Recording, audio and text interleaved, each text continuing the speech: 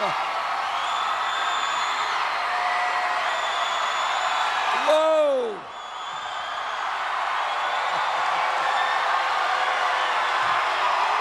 Thank you.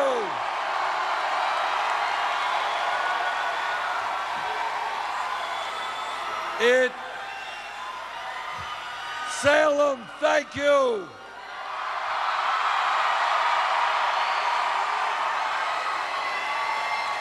And it sure sounds like Salem, Oregon is ready for the political revolution.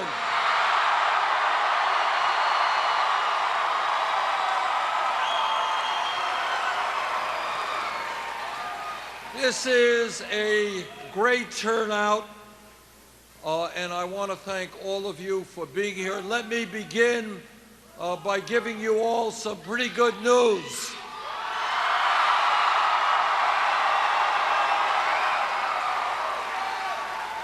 Last week we won a really great victory in Indiana.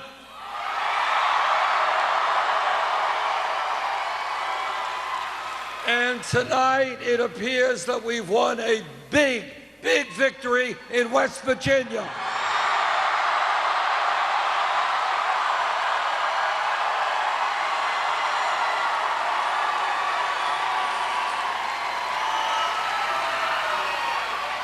And with your help, we're going to win in Oregon next week.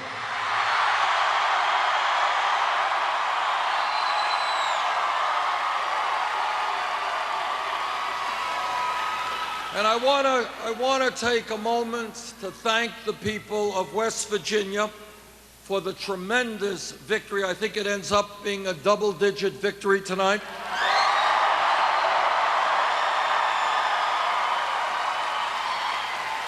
And this is a state, West Virginia, where Hillary Clinton won by over 40 points against Barack Obama in 2008.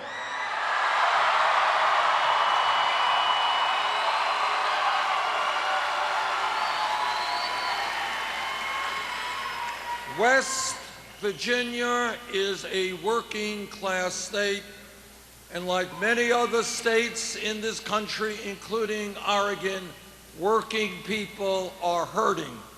And what the people of West Virginia said tonight, and I believe the people of Oregon and Kentucky will say next week, is that we need an economy that works for all of us, not just the 1%.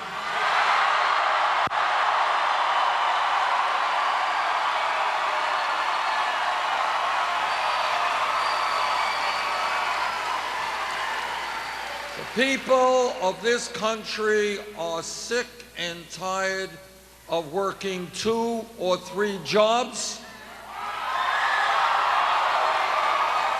They are tired of working longer hours for lower wages.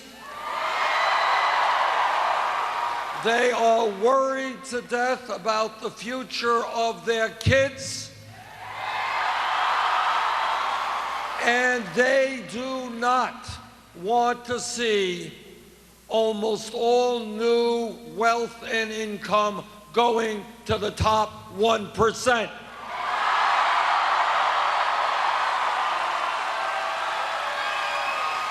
The people of West Virginia, of Kentucky, of Oregon want an economy that works for all of us.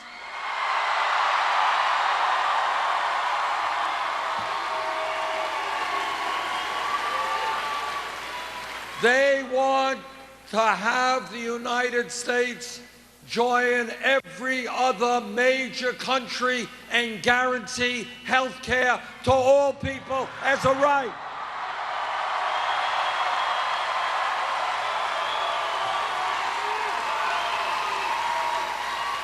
They want to rebuild our crumbling infrastructure and create 13 million jobs.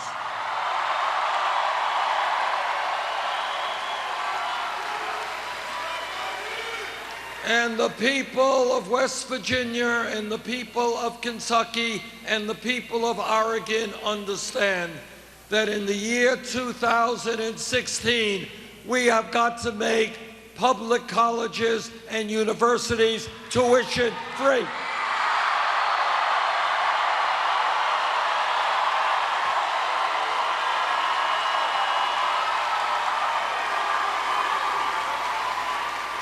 And at a time of massive income and wealth inequality, where the top 0.1% now owns almost as much wealth as the bottom 90%, the people of Oregon and Kentucky and West Virginia know that it is high time for the wealthy and large corporations to start paying their fair share of taxes.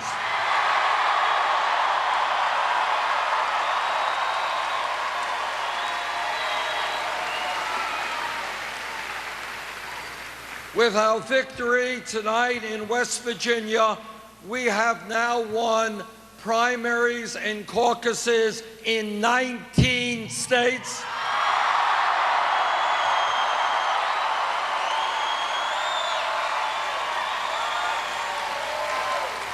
And let me be as clear as I can be. We are in this campaign to win the Democratic nomination.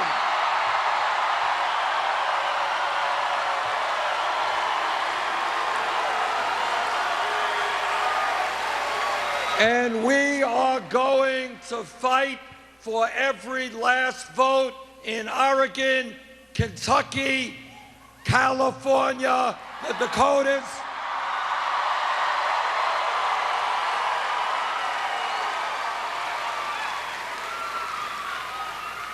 Now, we fully acknowledge, we are good in arithmetic, that we have an uphill climb ahead of us. But we are used to fighting uphill climbs.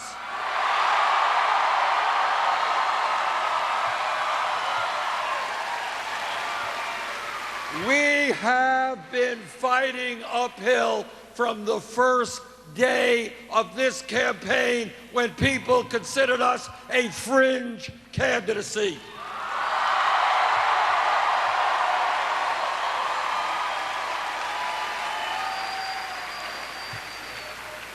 And our message to the Democratic delegates who will be assembling in Philadelphia is, while we may have many disagreements with Secretary Clinton, there is one area we agree, and that is we must defeat Donald Trump.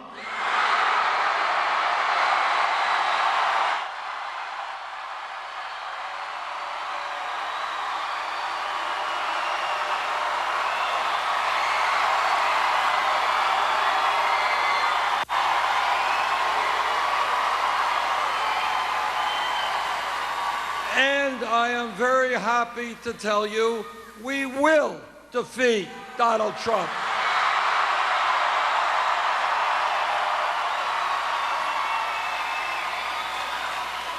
And if you look over the last month or 6 weeks at every national poll, Bernie Sanders defeats Donald Trump by big numbers.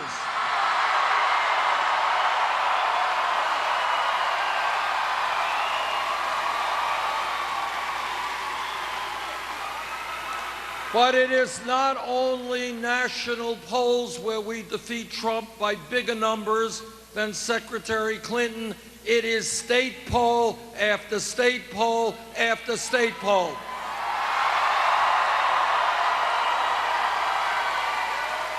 Just in the last day, 2 national polls have us beating Trump by bigger margins than Secretary Clinton. 4 statewide polls in Pennsylvania,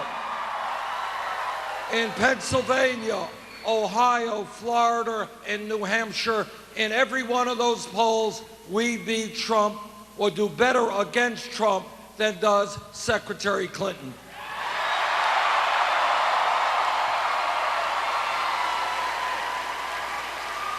But the reason that our campaign is the strongest campaign against Trump is not just the polls. It is that our campaign is generating the energy and the enthusiasm that we need to have a large voter turnout in November.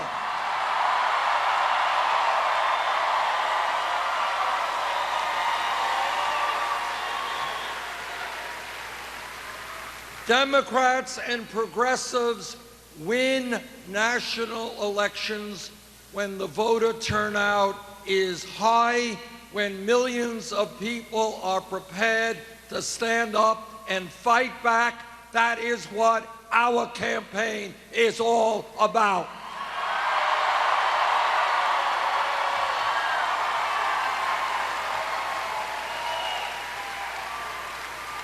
I am very proud to tell you that taking on virtually the entire Democratic establishment, senators and governors and members of Congress and mayors, despite all of that opposition, we have now received well over 45% of the pledged delegates.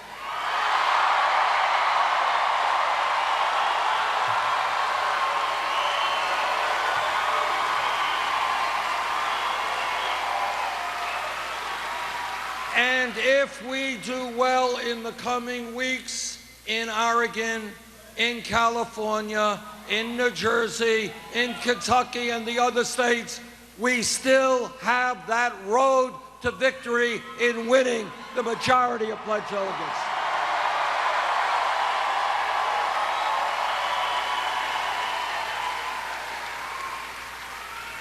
And let me mention something else that doesn't get a lot of attention, but that I am very, very proud of.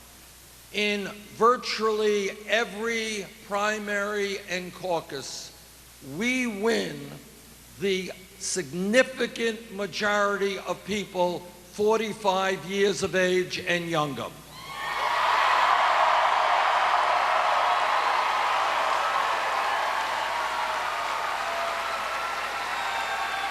Now, the truth is that we are going to work on this. We have to do better with older voters.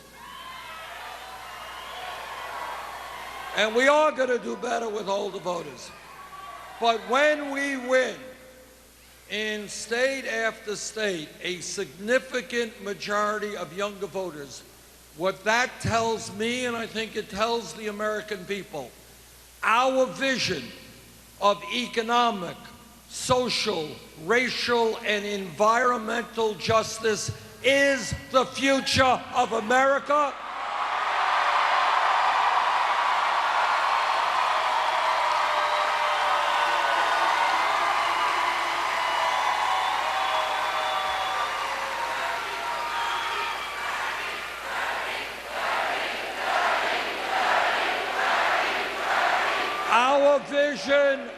Our vision is the future of America and the future of the Democratic Party.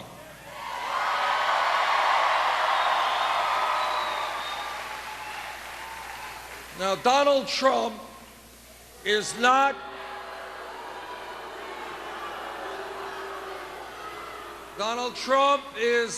going to become president for a number of reasons.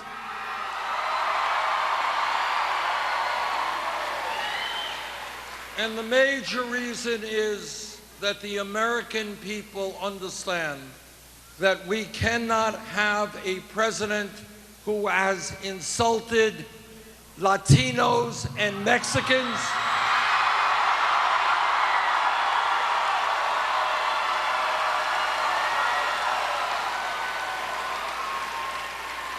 who has insulted Muslims,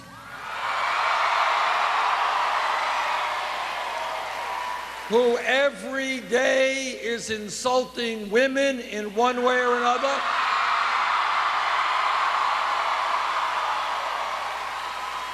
who has insulted veterans like John McCain and others,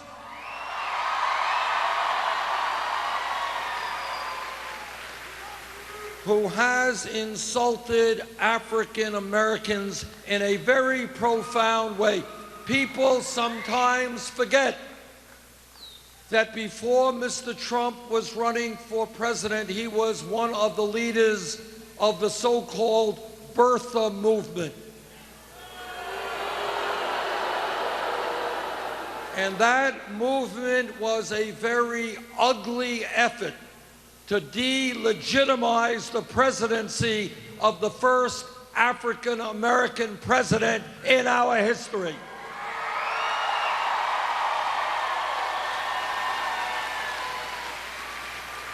Mr. Trump will not become president because the American people understand that our strength is in our diversity.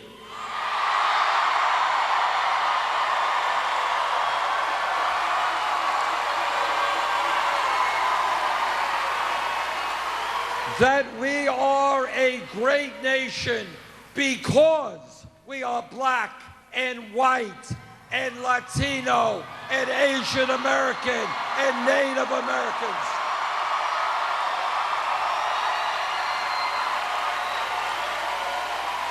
We are a great nation because we are gay and we are straight.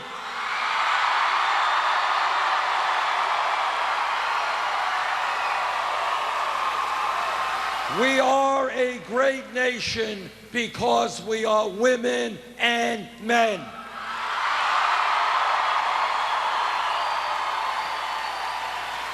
And our greatness and our strength is when we come together as one proud people.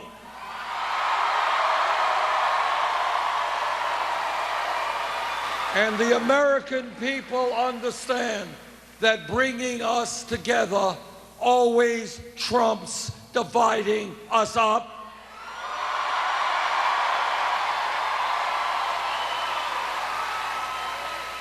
And the American people understand that we are great when we support each other.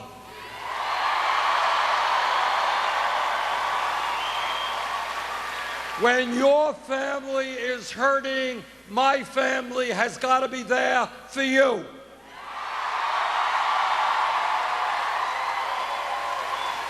And when my family hurts, you have got to help us. America is about not tolerating a situation in which children go hungry or veterans sleep out on the street.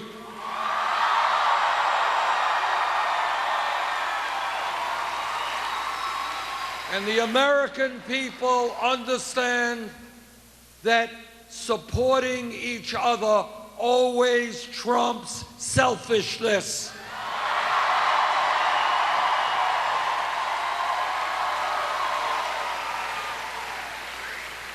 And the American people also understand a very profound lesson taught to us by every major religion on earth, whether it is Christianity, Judaism, Islam, Buddhism, whatever. And that profound message is that at the end of the day, love always trumps hatred.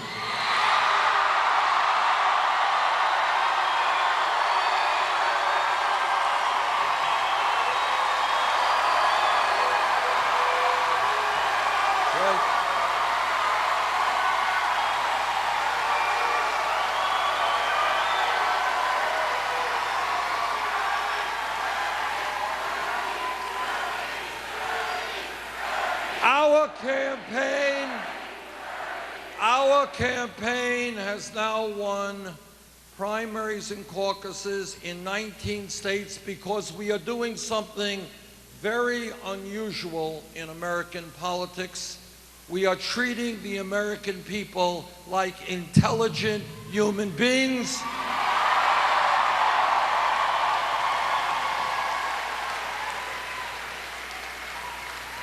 And we are telling them the truth even when the truth is unpleasant.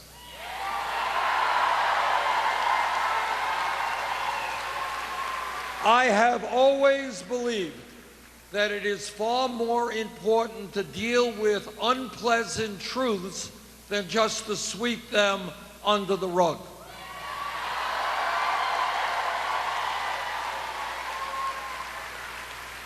And let me discuss with you some of the truths that we have got to address as Americans. Number one, men and women fought and died to help preserve American democracy. And we owe our veterans a debt of gratitude that we can never repay.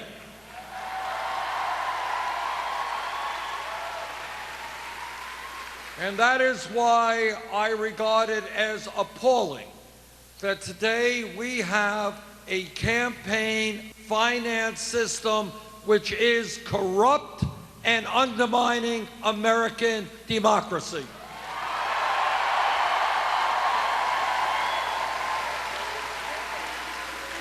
Democracy is not a complicated idea. It means one person, one vote. You get a vote, you get a vote, and you get a vote.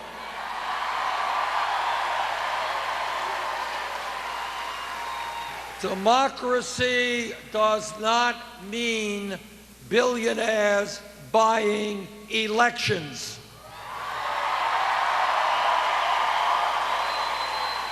Democracy does not mean Wall Street and the wealthiest people in this country contributing massive amounts of money into super PACs.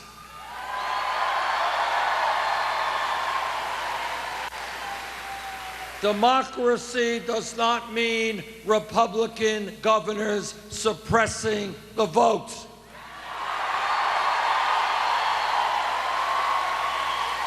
And that is why, together, we are going to overturn this disastrous Supreme Court decision on Citizens United.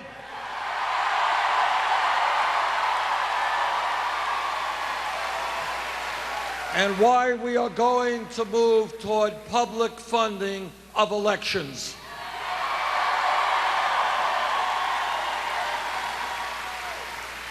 I believe passionately in democracy, and what that means is if you are a progressive, a moderate, a conservative, I don't care what your ideology is, you should have the right to run for office without begging millionaires for campaign contributions.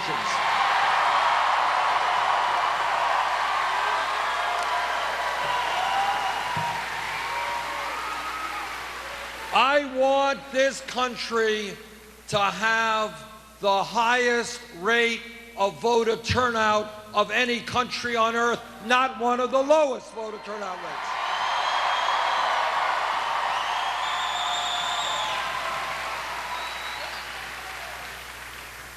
But it's not just a corrupt campaign finance system and the super PACs that we have got to deal with. It is the fact that we live in a rigged economy.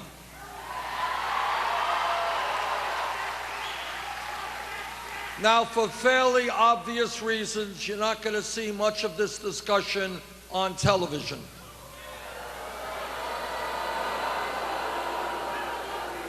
But here are some unpleasant realities that we as a nation are going to have to address, and that is, we have more income and wealth inequality than almost any major country on earth, and it is worse today, that inequality, than at any time since 1928.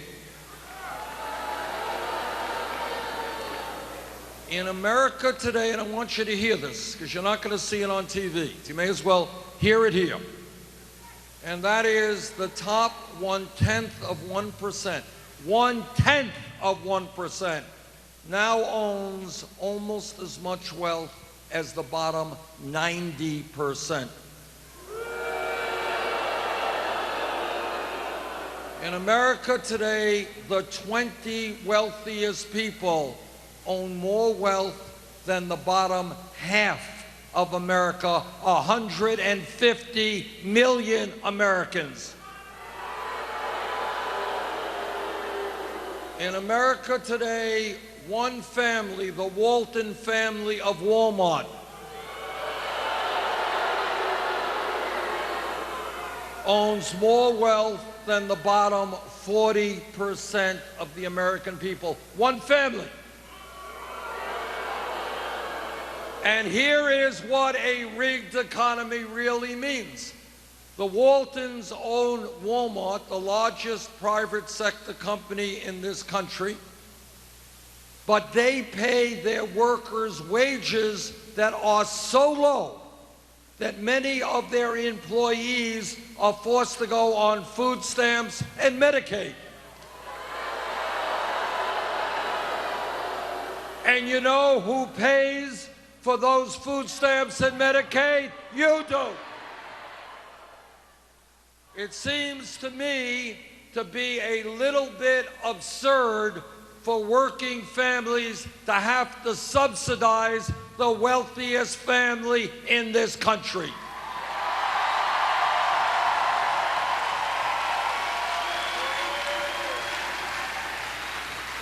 And I say to the Walton family, and by the way, one of the Waltons made a campaign contribution to Secretary Clinton of hundreds of thousands of dollars.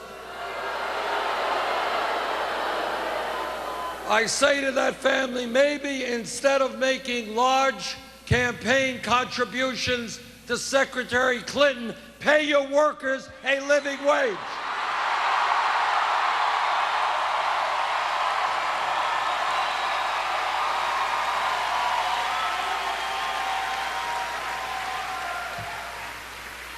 But we have got to deal with not just a declining and disappearing middle class, not just the fact that we have over 20% of our children living in poverty, not just that we have a corrupt campaign finance system, we also have a broken criminal justice system.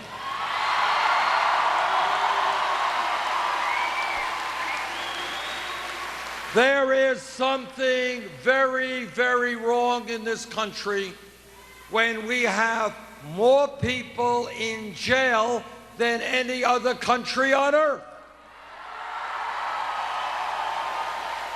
We are spending $80 billion a year to lock up 2.2 million Americans. That has got to change.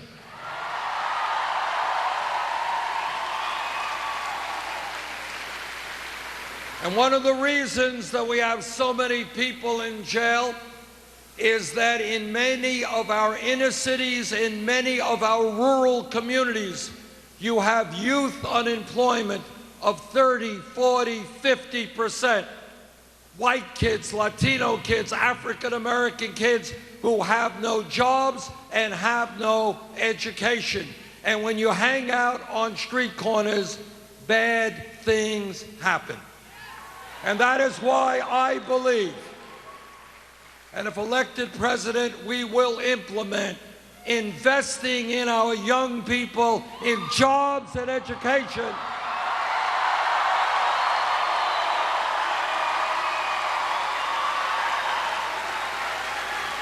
In jobs and education, not jails or incarceration. You know, we have been criticized. Our campaign has been criticized because we think too big. We are too radical. Well, I'll tell you this. Maybe it's a radical idea, maybe it's not. But I want this country to have the best educated population, not more people in jail than any other country.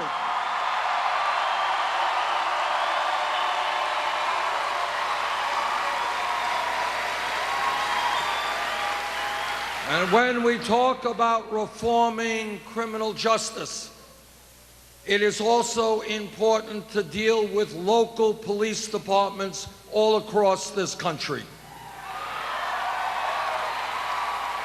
Now, I was a mayor of Burlington, Vermont, and we want all of you to come visit us in Vermont. Like Oregon, it is a beautiful state. You'll enjoy it. I was a mayor there for 8 years, and I worked with our police department, not only in Burlington, but throughout our state, and I've worked with police officers throughout this country. Vast majority of police officers are honest and hardworking and have a very difficult job.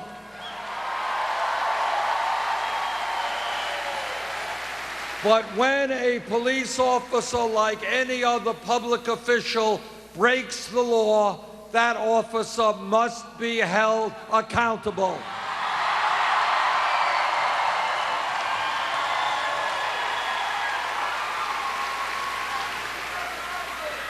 We have got to demilitarize local police departments. We have got to make police departments reflect the diversity of the communities they serve. We have got to end corporate ownership of prisons and detention centers.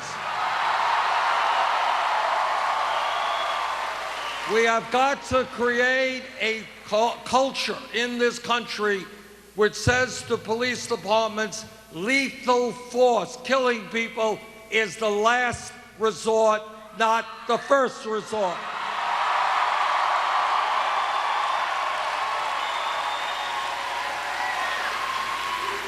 We have got to rethink the so-called war on drugs.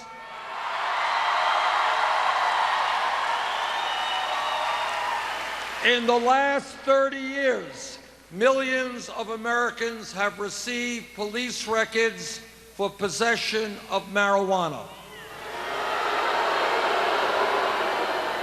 And if you're a young person trying to get a job, having that police record is a real serious issue. And that is why I believe that right now, when the Federal Controlled Substance Act lists marijuana as a Schedule I drug right alongside of heroin, that is crazy.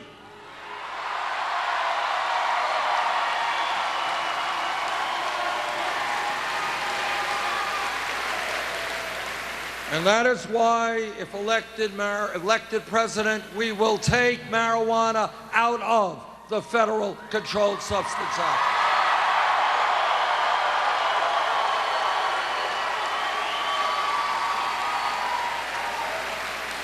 And when we talk about drugs, let me tell you, we have a major, major crisis in this country in terms of opiate addiction and in terms of heroin addiction and drug abuse, substance abuse.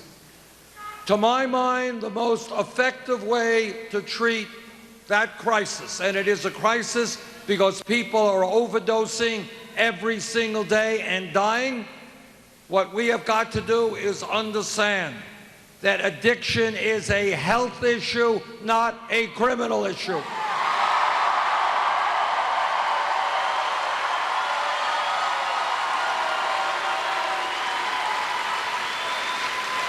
And that is why we need a revolution in mental health treatment in this country.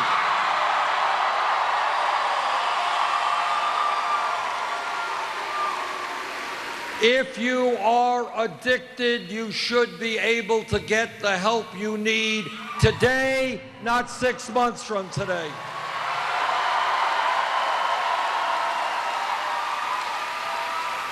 We are also facing a very serious crisis in suicide in this country. And when people are suicidal or when they are homicidal, and I don't have to tell the people of Oregon about mass killings, We need to make sure that people who have mental crises get the help they need when they need it.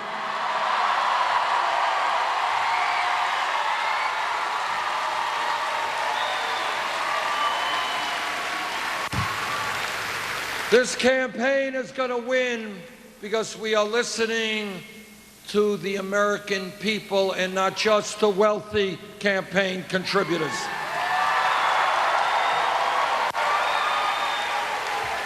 We are listening to workers who tell me they cannot make it on $8 or $9 an hour. We need to raise the minimum wage nationally, $15 an hour.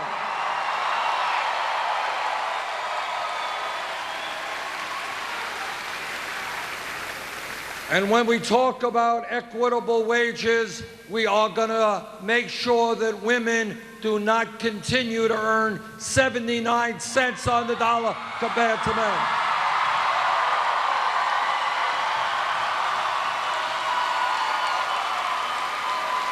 And I know that every man here will stand with the women in the fight for pay equity.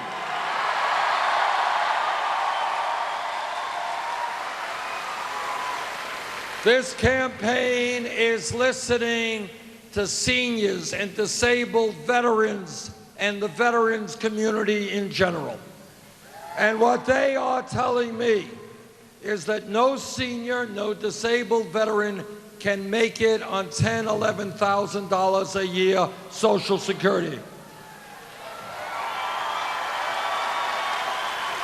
Republicans want to cut Social Security benefits.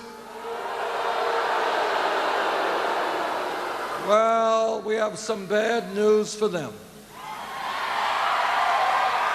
We're not going to cut Social Security for the elderly and the disabled. We're going to expand Social Security benefits.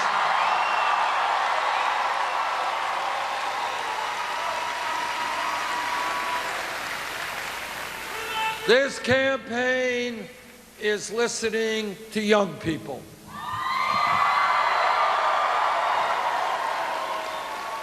And when we think outside of the box and outside of the status quo, we have to ask ourselves a very simple question. How does it happen that when young people do exactly the right thing and go out and get the best education they can, why do they end up with $30,000, $50,000, $70,000 of debt?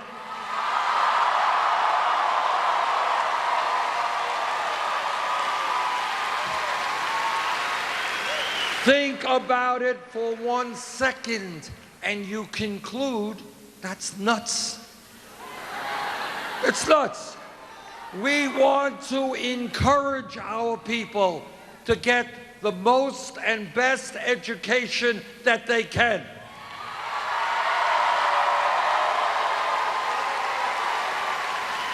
We should not be punishing people for getting an education. We should be rewarding them.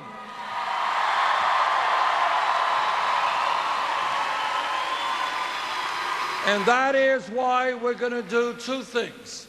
Number one, we are going to make public colleges and universities tuition-free.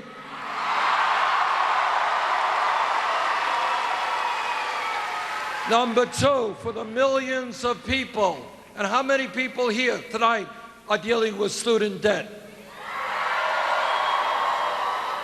What we are going to do is allow people with student debt to refinance their loans at the lowest interest rates they can find.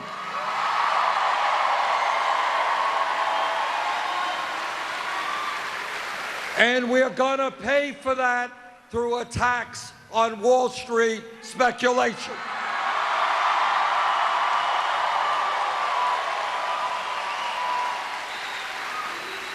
This country bailed out Wall Street when their greed and illegal behavior drove this nation into the worst economic downturn since the Great Depression.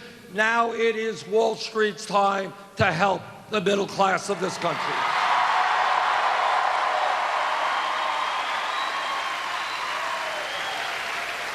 This campaign is listening to our African American brothers and sisters.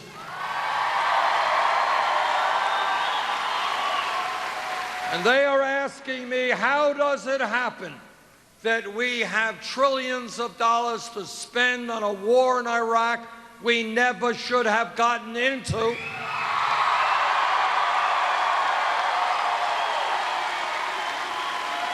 But supposedly we do not have the money to rebuild crumbling inner cities in this country.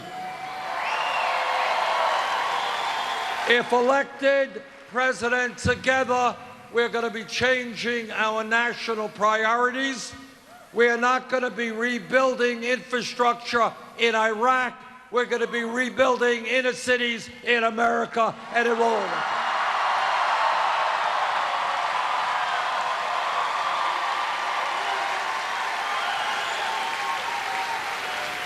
This campaign is listening to our Latino brothers and sisters. There are 11 million undocumented people in this country. We need comprehensive immigration reform and a path toward citizenship.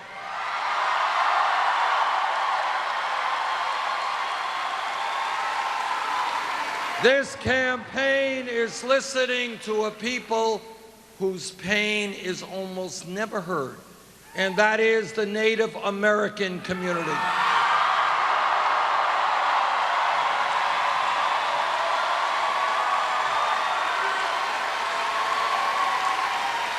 Everyone here knows that from before the time this country became a country, the Native American people were lied to, they were cheated, and treaties they negotiated were broken.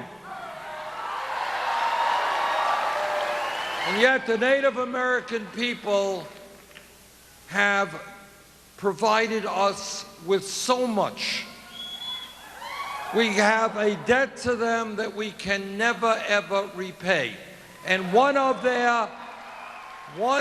the most important things that they have taught us is that as human beings, we are part of nature. We must coexist with nature.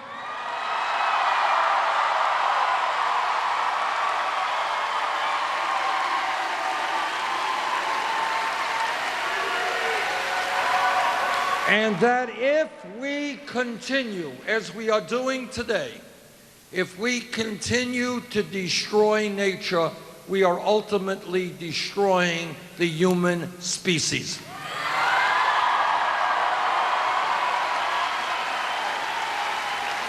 And yet today, on reservations and in Native American communities, poverty and unemployment and suicide rates are sky high. If elected president, we are going to profoundly change our relationship to the Native American people.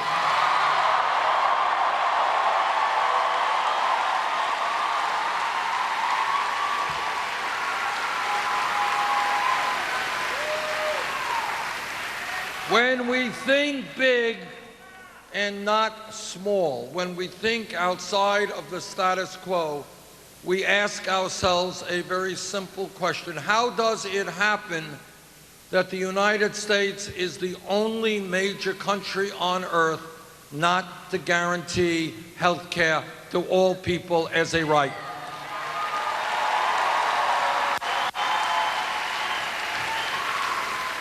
The Affordable Care Act has done some very important things, but we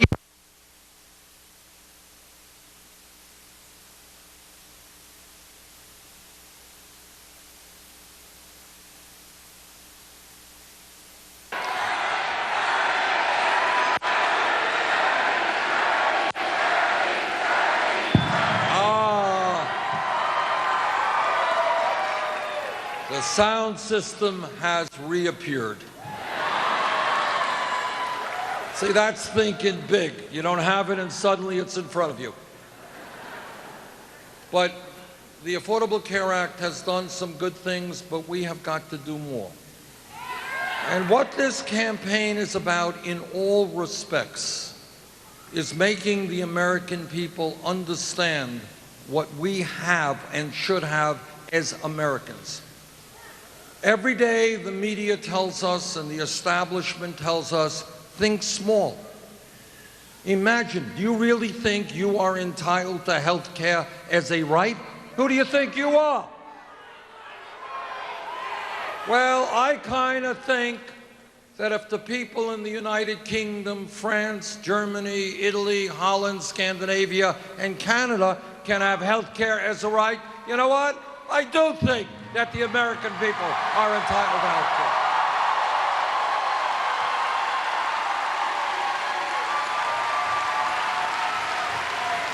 And I want you to think big and think about this. When we pass a Medicare for all health care system, what it means, anybody goes to the doctor when they have to go to the doctor, not worry about a deductible or a copayment.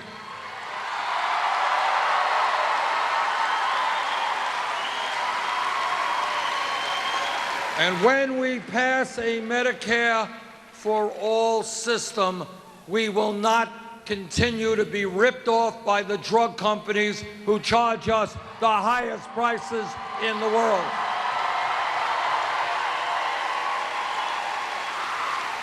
And when we pass a Medicare for all system, it will mean that millions of people no longer have to stay on jobs they don't like simply because they're getting good health insurance.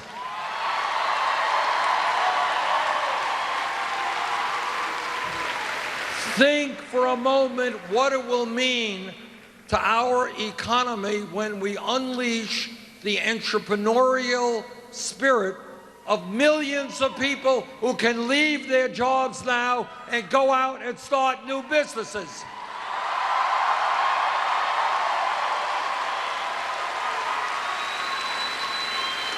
And not have to worry about whether they're going to have health insurance or not.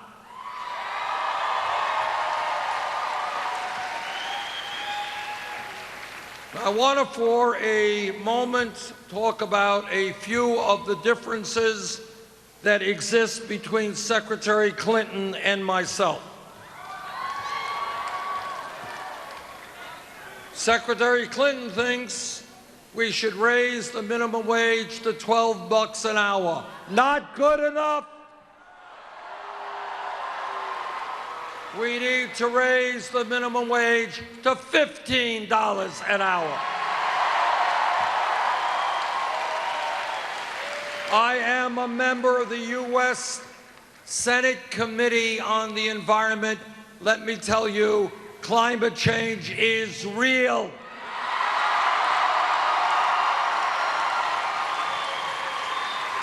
And for the sake of our children and future generations, we are going to transform our energy system away from fossil fuels.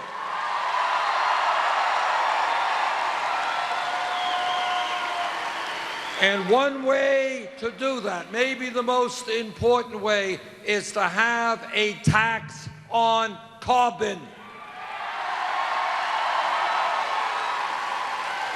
That is my view. That is not Secretary Clinton's view. In fact, when she was Secretary of State, she pushed fracking technology on countries throughout the world. I believe that the issue of clean water is going to become one of the most significant global issues that we face in our country and throughout the world, and that is why I believe we have got to end fracking.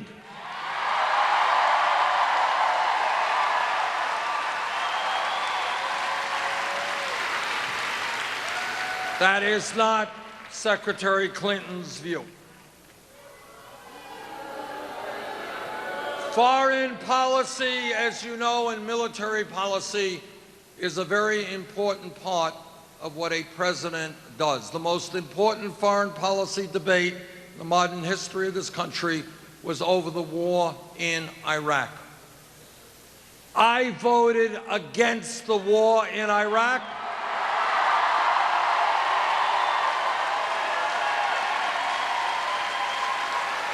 Secretary Clinton supported the war in Iraq.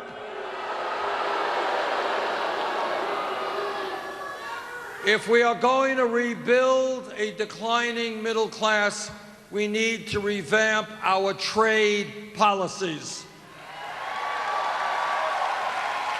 I voted against virtually all. I voted against every one of these disastrous trade agreements. Secretary Clinton supported virtually all of them.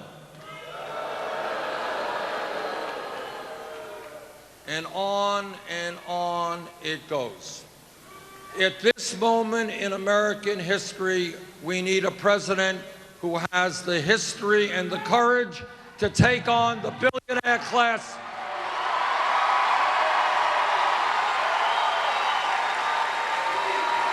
And I don't think there is any debate over who that candidate is.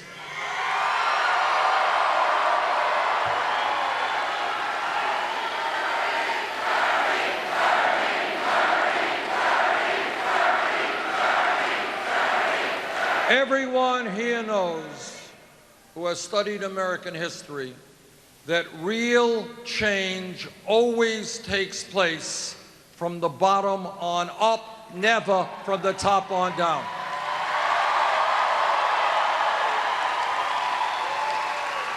That is the history of workers' struggle and the creation of trade unions.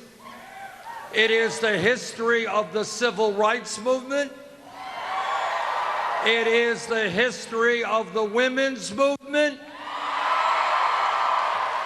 Let's not forget, 100 years ago, women did not have the right to vote, to get the education or the jobs they wanted. Women stood up and fought back.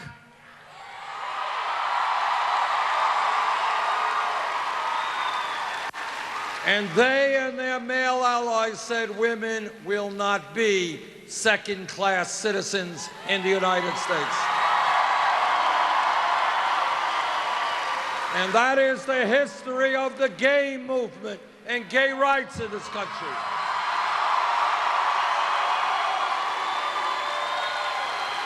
Against incredible bigotry and hatred, the gay community and their straight allies said that in America, people should have the right to love whoever they want, regardless of their gender.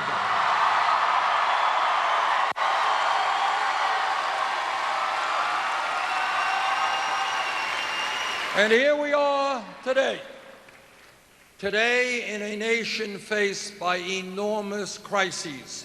And once again, millions of people are going to have to come together, stand up, and fight back and create a government which works for all of us, not just the 1%.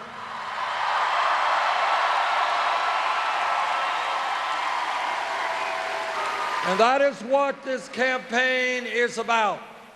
No president, not Bernie Sanders or anyone else, can do it alone. We have got to do it together.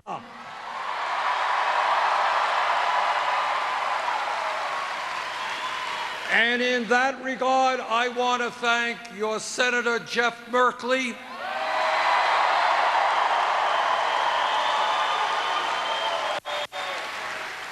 There are 100 people in the U.S. Senate.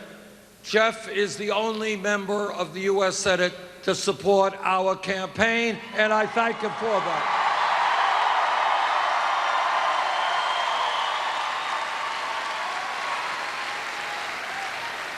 Next Tuesday, there is going to be an enormously important Democratic primary here in Oregon.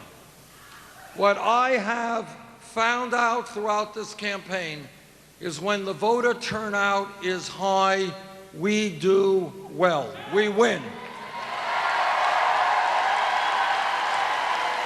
Next Tuesday here in Oregon, let us have the highest voter turnout in Oregon Democratic primary history.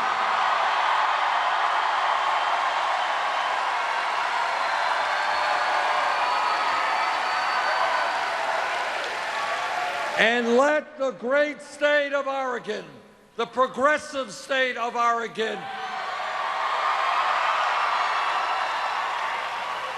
go on record as saying, yes, we want a political revolution. Thank you all very much.